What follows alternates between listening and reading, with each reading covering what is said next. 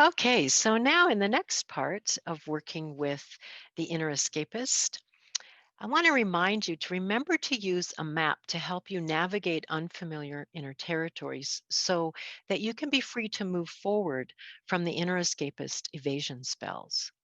And I'll remind you my signature visionary roadmap, transformation journey roadmap. Sometimes I call it the Intuitive Visionaries Transformation Roadmap. Essentially, it's a 6-stage process to guide you to navigate when you're at the edges of change. You just did inner work practices with stage 2, make attitude adjustments. And there's many practices that I give you in the 6-stage transformation roadmap. I just gave you a taste of one of them. Now we're going to look at stage 5, a little bit of material on stage 5 from the roadmap, Steward Your Sensitivity, as well as give you a guided practice to help you with your inner escapist, getting an ally. So in stage 5, you embrace self-responsibility and respect your sensitivity. Now, for me, sensitivity has to do with the awareness of the needs, emotions, and energy of others. And when we're sensitive, we need to steward it. And I believe one of the greatest challenges of my own inner escapist, when my addictive self is up, when I'm checking out, when I'm out of here, I feel like what's going on is I'm overwhelmed with my sensitivity. And that's part of when my escapist kicks in, because somehow I've not been able to steward my sensitivity to the point where now I'm ripped open, I'm too open, I'm overwhelmed. I got to do something to close down. Okay. And I have, like all of us, I have my go-to places of checking out. Okay. Now I look at stewardship as the careful and responsible management of something entrusted to one's care. Remember, stage 5 is steward your sensitivity. Now, I want to say your mission, should you choose to accept it as a sensitive being, and I figure you're here in this training or looking at this material because you are a sensitive being, is would like you to consider there's at least 2 kinds of stewardship with sensitivity. There's what I call consensus reality stewardship, and then there's what's called dreamland stewardship. Now, consensus reality stewardship is about working with all your inner parts. You and all your inner figures are entrusted to your care. You are the one who's sensitive to all the inner figures in what we call your guest house. I mentioned that in the beginning of this training, that sense of all the inner figures. And there's one in you. It's like your nurturing adult that can say, how do I steward all these inner figures? And that's holy work. That's consensus reality, but it has to do with the parts of you triggered by everyday reality, relationships, family, stuff going on. And it's like, how do you steward your sensitivity in everyday life? Really important work. And you can do that in connection with what we call your wholeness allies, such as the nurturing and generative adult, which I briefly introduced you to in the first part of this training. And you can get a video.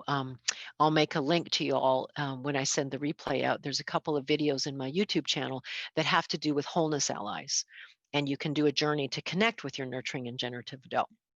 In connection with your wholeness allies, you're a compassionate steward of all the inner figures in your ecosystem. It's beautiful work.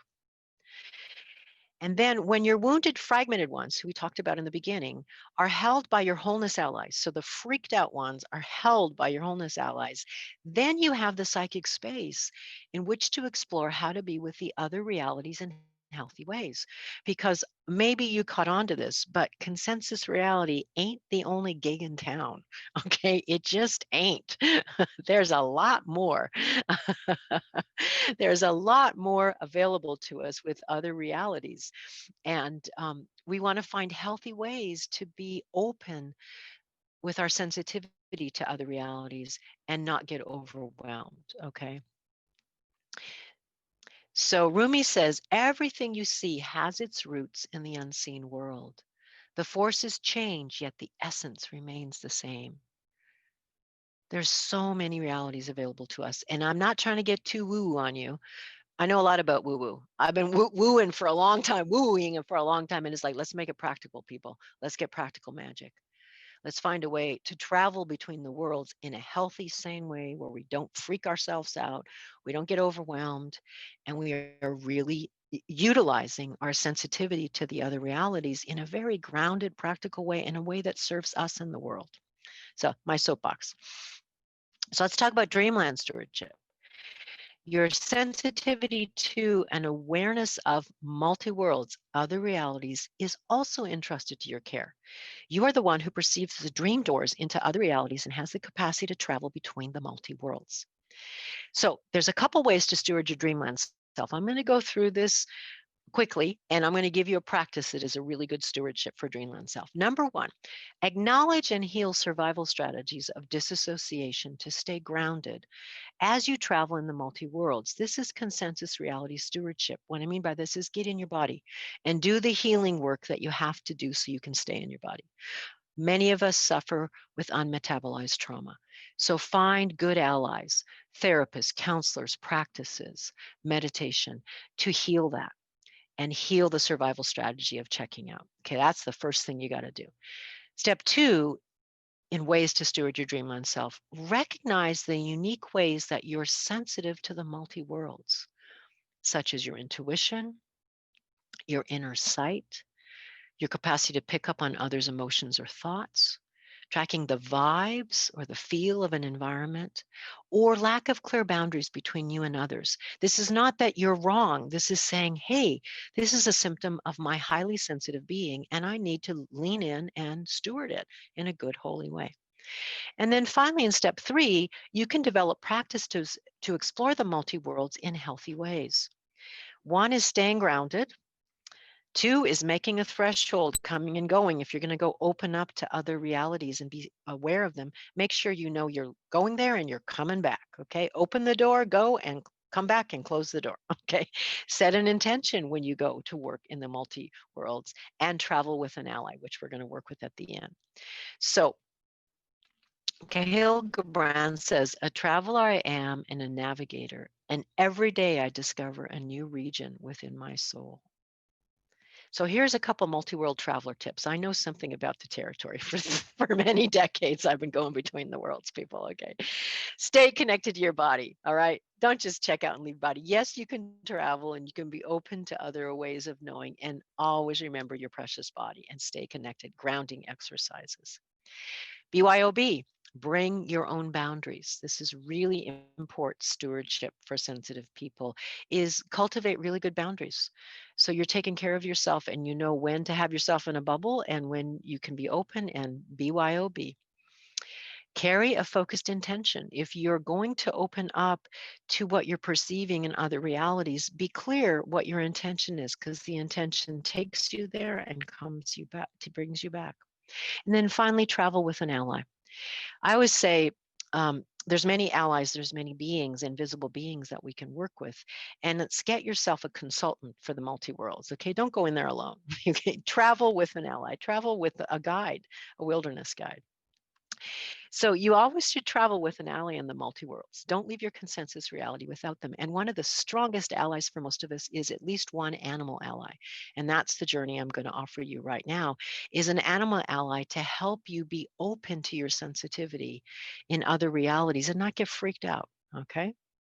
So I'm going to give you a guided embodied journey to connect with an animal ally for travel in the multi-worlds. Again, this is choice-based, and I'm recognizing with time, we may go a little bit over. So those of you who need to step away, or at any time to step away, you'll get the replay for this, but I don't want to rush this. So you can do part of the journey and then come out, or you can step out now and do the journey when you get the replay. Okay, but I'm going to offer you a guided embodied journey to connect with an animal ally.